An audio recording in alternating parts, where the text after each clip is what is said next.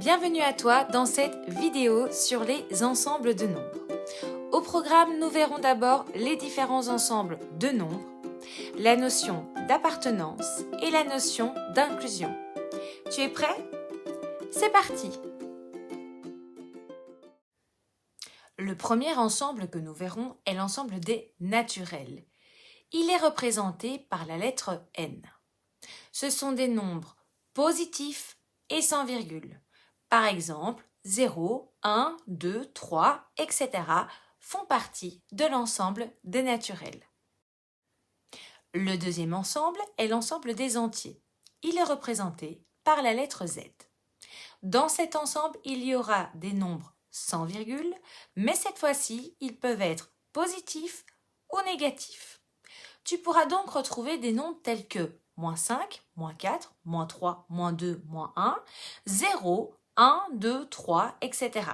Le principal, c'est qu'il n'y ait pas de virgule. Le troisième ensemble est l'ensemble des rationnels représentés par la lettre Q. Dans cet ensemble, tu trouveras des nombres qui peuvent s'exprimer sous la forme d'une fraction, tels que 0,125, puisque c'est égal à la fraction 1/8. Tu peux également avoir 2/5, 0, 8/4, etc., etc. Et enfin, le dernier ensemble que tu verras dans le premier degré de l'enseignement, c'est l'ensemble des réels représentés par la lettre R. Cet ensemble, c'est facile, il regroupe tous les nombres que tu viens de voir. Rien de plus simple, n'importe quel nombre appartient à l'ensemble des réels. Passons maintenant à la notion d'appartenance.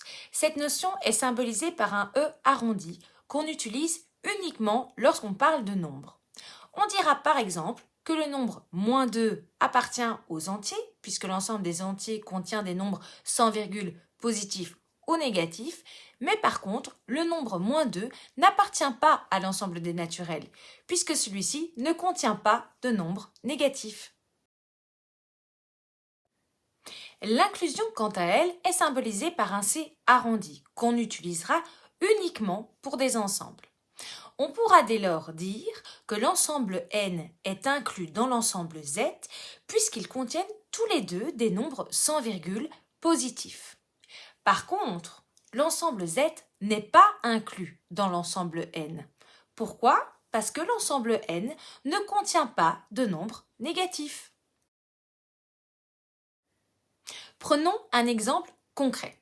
Toi, en tant qu'élève, tu fais partie d'un ensemble d'individus qui est donc une classe. Tu appartiens à ta classe. Mais ta classe, elle est incluse dans un ensemble de classes qui est donc une école. Et toi, en tant qu'individu, tu appartiens également au plus grand des ensembles. Tu appartiens à l'école. Tu vois, ce n'est pas si compliqué que ça. Nous voici à la fin de la vidéo. Si celle-ci t'a plu, n'hésite pas à la liker, à la commenter et à la partager. Tu peux également t'abonner à la chaîne pour ne plus manquer aucune vidéo et n'hésite pas, partage la chaîne autour de toi pour en faire profiter un maximum de personnes. Quant à nous, on se retrouve dans une prochaine vidéo. À bientôt!